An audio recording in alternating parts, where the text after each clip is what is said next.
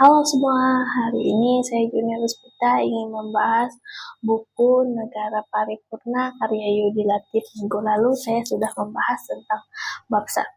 Kali ini saya akan membahas bab 2 berdasarkan hasil pemahaman saya sendiri. Bab 2 terdiri dari ketuhanan yang berkebudayaan, perspektif historis, negosiasi antara sekularisasi dan religiusasi negara, sekulasi politik Indonesia, religiusasi politik Indonesia, ketuhanan dalam perumusan Pancasila, dan konstitusi perspektif teoritis kooperatif, koreksi terhadap tesis separasi agama dan negara, koreksi terhadap tesis privatisasi agama dari separasi dan privatisasi ke diferensiasi membumikan ketuhanan dalam kerangka Pancasila, dan yang terakhir kesimpulan. Baik, sekarang poin pertama yaitu perspektif historis. Sejak zaman purbakala hingga pintu gerbang kemerdekaan negara Indonesia, masyarakat Nusantara telah melewati ribuan tahun pengaruh agama-agama lokal. Sistem penyembahan dari kepercayaan ini berkembang seiring dan perkembangan cara hidup manusia sekitar abad ketiga dan keempat Masehi. Mulai masuk pengaruh agama sejarah dari Hindia, Hindu, dan Buddha, disusul oleh pengaruh Islam dari Timur Tengah, dibawa masuk oleh para pedagang di berbagai ras dengan penyebaran sistem kepercayaan agama sejarah dari peradaban lain, sistem keagamaan politik, masyarakat prasejarah. Negosiasi antara sekularisasi dan religiusasi negara. Pada mulanya otoritas Putsch yang mengontrol bagian-bagian kepulauan Nusantara selama hampir 200 tahun, 1902 sampai 1800 tahun yang lalu. Dalam perkembangan lebih lanjut, terdapat ketegangan antara pandangan sekuler pemerintahan kolonial. Poin kedua, sekularisasi politik Indonesia. Tonggak terpenting dari proses sekularisasi ini adalah berkuasanya pemerintah liberal pada paruh kedua abad ke-19. Dari sinilah muncul wacana kemajuan yang berorientasi Eropa yang diartikalisasikan oleh kaum inteligensia sebagai elit baru di bumi putra. Pendidikan modern yang menjadi persaingan kaum ulama tradisional sebagai anak kandung pencerahan, dan pendidikan sekuler sebagian besar dari kaum inteligensia ini menganut pandangan dunia sekuler. Kalangan progresif dari kaum inteligensia cenderung mengambil posisi yang mengandung kemungkinan ancaman. Peralihan kependudukan Jepang tidak mencegah proses sekularisasi meskipun terkesan lebih akomodatif terhadap Islam. Sejauh menyangkut politik Islam, pemerintah Jepang meniru sikap kolonial sebelumnya. Poin ketiga, religiusasi politik Indonesia. Proyek sekularisasi masyarakat dan politik Nusantara oleh rezim kolonial pada kenyataannya tidak menyurutkan peran publik agama dalam situasi ketika kehidupan korporat belum berkembang di Nusantara.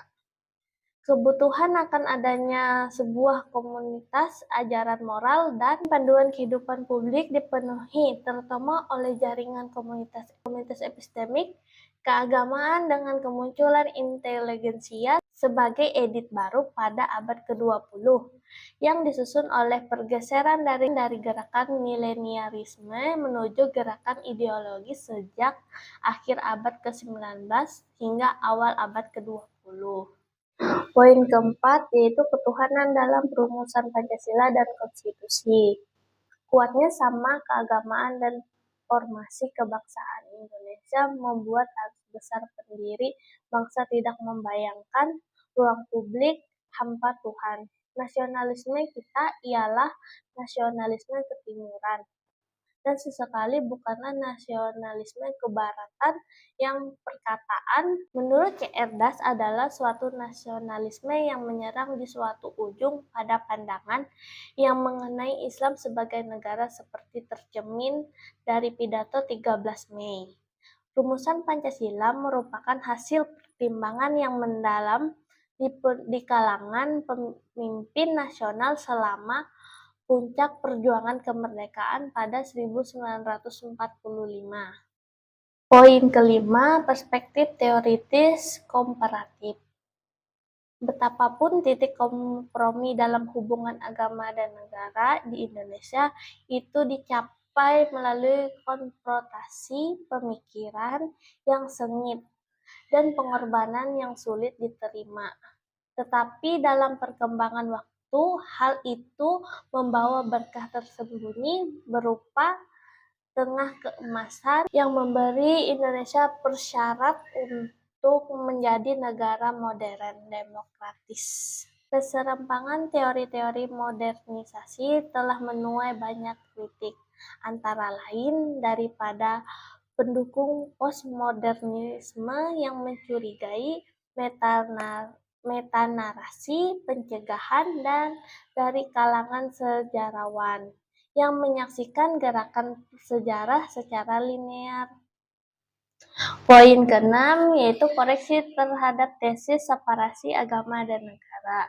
Mengenai tentang keterkaitan agama dan negara, menyatakan bahwa sekularisme atau pemisah agama dan negara tidak dapat diterapkan pada negara demokrasi modern. Menunjukkan bahwa sejarah Belgia, Prancis, dan Belanda menunjukkan bahwa identifikasi dengan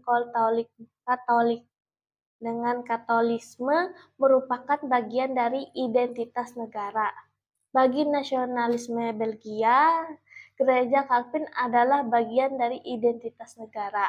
Poin ketujuh yaitu koreksi terhadap tesis privatisasi agama.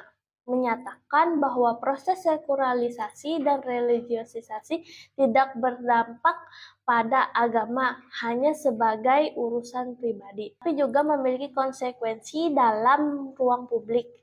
Lalu menjelaskan bahwa proses modernisasi dan kepentingan agama dapat menciptakan mandiri konsepsi keadilan di luar agama. Dan juga mengkritisi proses privatisasi agama yang terjadi sejak era 1980-an yang dianggap lebih dipengaruhi oleh politik Islam daripada proses sekularisasi. Poin ke-8 dari sekularisasi dan privatisasi diferensiasi.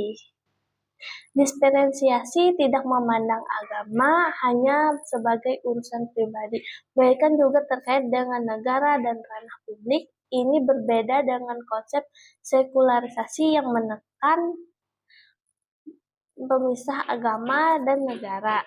Dalam konteks Islam, sistem kependetaan tidak memiliki otoritas seperti gereja di barat hingga pemisah agama dan negara tidak dapat diterapkan.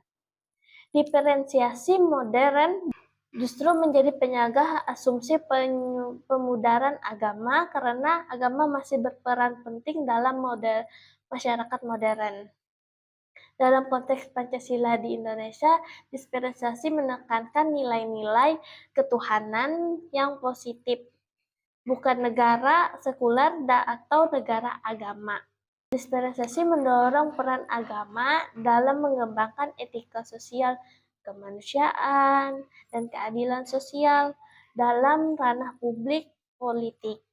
Jadi secara keseluruhan, konsep diferensiasi merupakan upaya mencari jalan tengah antara sekularisasi dan peran agama dalam konteks masyarakat modern. Dan terakhir, poin ke-9, yaitu kesimpulan. Membahas tentang hubungan antara etos kerja, moralitas, dan keyakinan religius dalam konteks masyarakat. Mayoritas orang percaya pada Tuhan, tetapi praktik politik, moralitas seringkali dipengaruhi oleh nilai-nilai rendah yang dapat menghambat pengambilan keputusan yang baik. Ketuhanan diharapkan menjadi panduan dalam kebijakan publik dan kehidupan bersama. Agama diharapkan memberi kontribusi positif terhadap kehidupan publik, memfasilitasi dialog antara agama. Selanjutnya, komunitas agama diharapkan berperan aktif dalam memperjuangkan keadilan sosial, mempromosikan kebaikan tanpa terjebak dan simbolisme yang dangkal. Mereka yang harus memiliki prinsip yang jelas dan berkomitmen untuk memfasilitasi dialog antar agama.